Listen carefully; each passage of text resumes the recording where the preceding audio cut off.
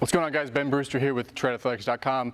Today's all about manual forearm training. So the purpose of manuals or partner forearm training is that you can get a little bit better strength curves. So you can accommodate the strength curve. If you just have a dumbbell, let's say we're doing a dumbbell wrist curl.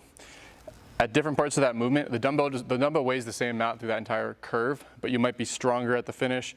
You might be stronger on the way down, on the eccentric of the movement. You might be weaker at your very end range. So that dumbbell weighs the same at all points of that movement. So that resistance doesn't actually perfectly match the curve of that muscle. And that goes for any of these different six-way forearm movements that I'm going to show you. So what you can do with manuals or with partner is you can perfectly match the strength curve. So maybe I'm at my weakest at this very fully extended wrist position. So at that point, the partner would give a little bit less resistance. Maybe I'm stronger on the lowering phase than on the concentric phase. So the partner can basically adjust the resistance through the entire strength curve. So once you go ahead and try all these exercises after watching this video, I guarantee you, you'll feel the difference. This is the biggest burn you'll ever get in your forearms. If you've ever done any forearm exercises, this feels like you just did 1,000, different exercises of all types, just going through one set of this. So I'm going to go ahead and show you the exercises, and then I'm going to show you how you can do this on yourself if you don't have a partner, once you understand the concepts of the exercise. So it's 6 exercises. It's wrist flexion, it's wrist extension, it's pronation, it's supination, it's radial deviation, thumb up, and then it's ulnar deviation, thumbs down.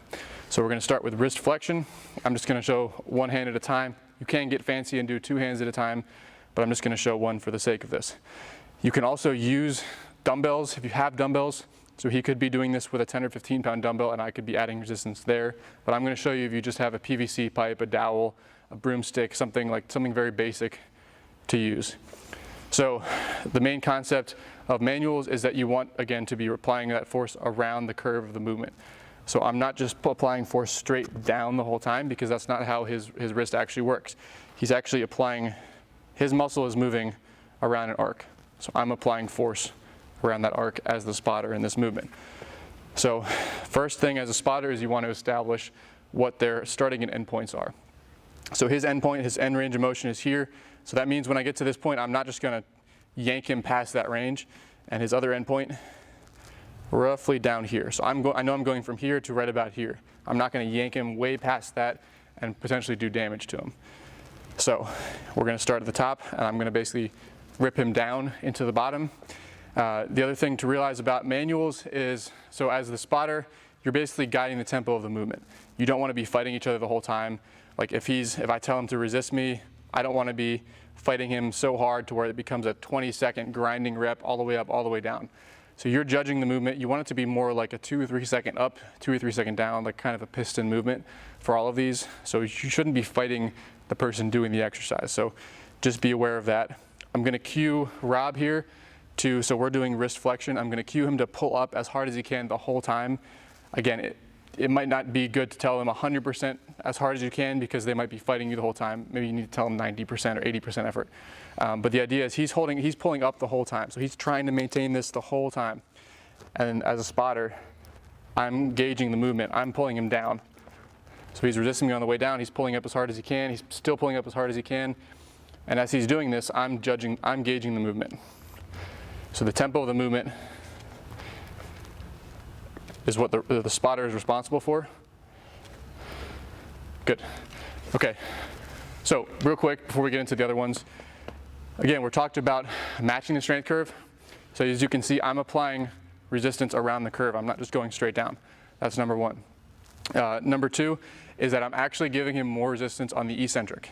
We're up to 40%, sometimes higher, sometimes even more stronger on a movement, on the negative phase of the movement, the eccentric of the movement, than on the concentric. What that means is maybe I could take a 30-pound dumbbell and curl it like this. But if you gave me a 50-pound dumbbell, I might be able to slowly lower that 50-pound dumbbell, even if I couldn't curl it up. So we're a lot stronger when we lower a weight, potentially, than when we raise the weight concentrically. So with Rob, if we go back to this, I'm giving him a lot more resistance on the way down. He can handle a lot on the way down.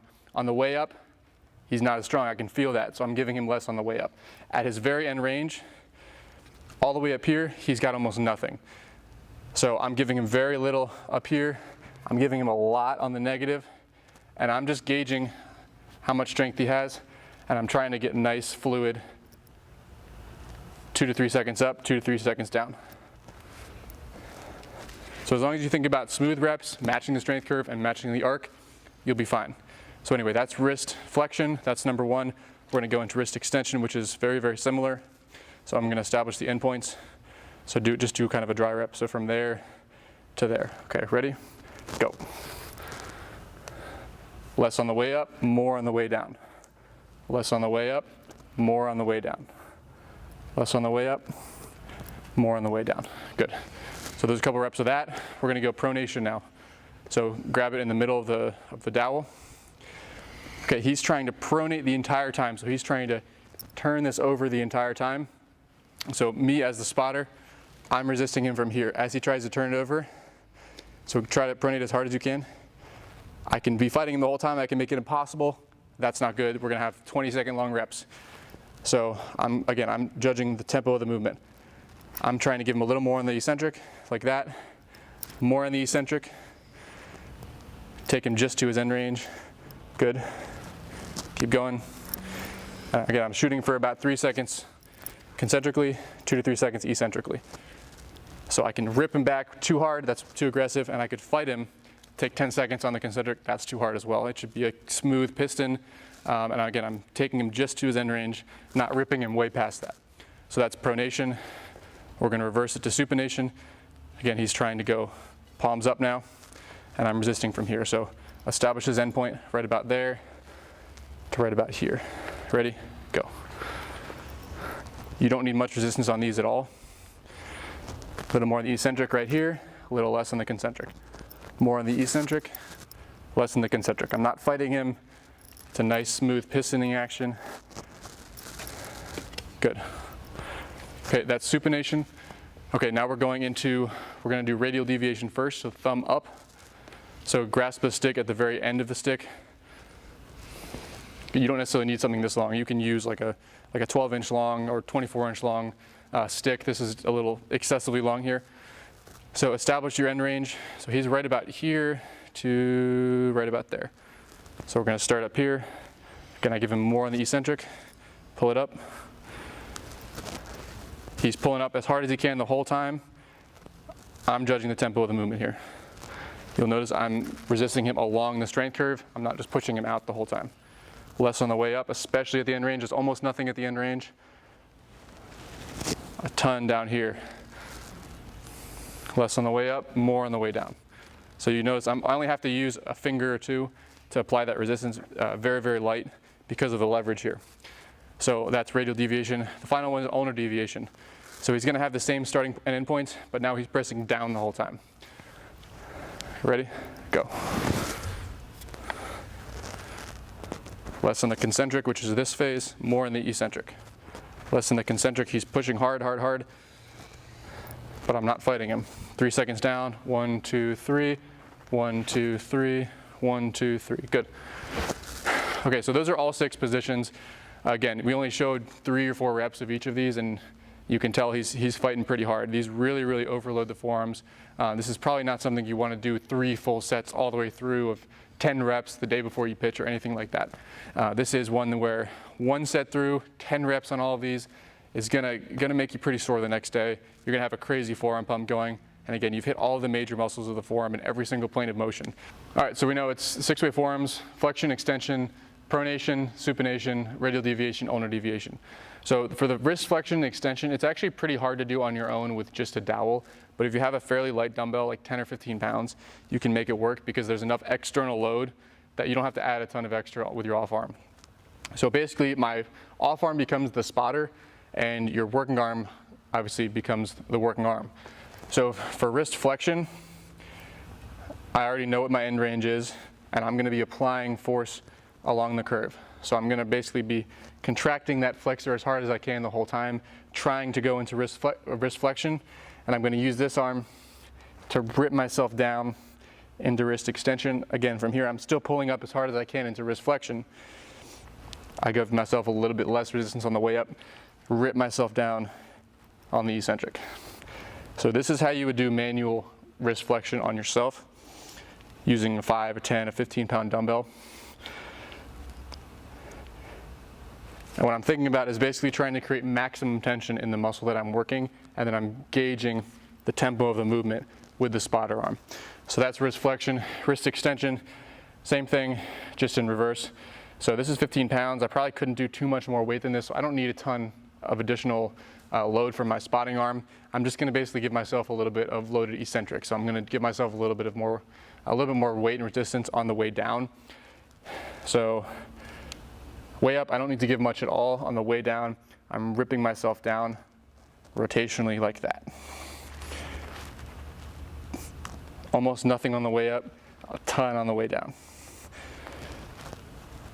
And again, I'm just trying to feel maximum tension in my wrist extensors through that entire movement.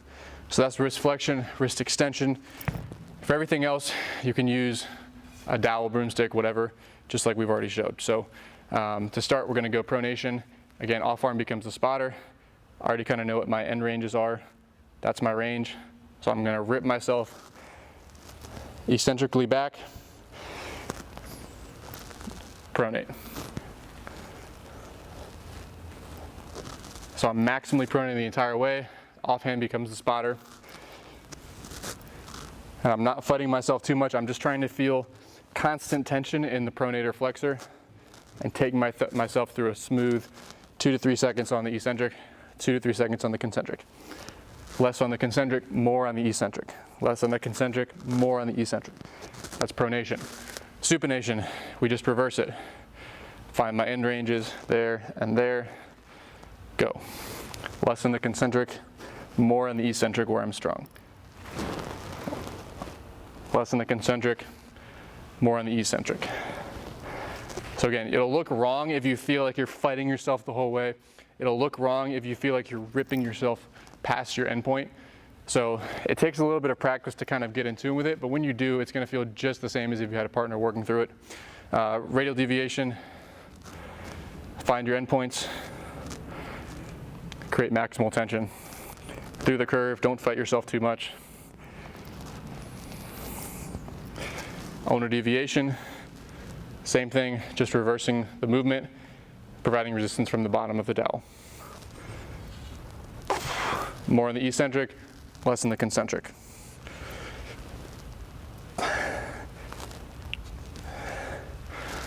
Anyway, that's the basic way to do manual forearms.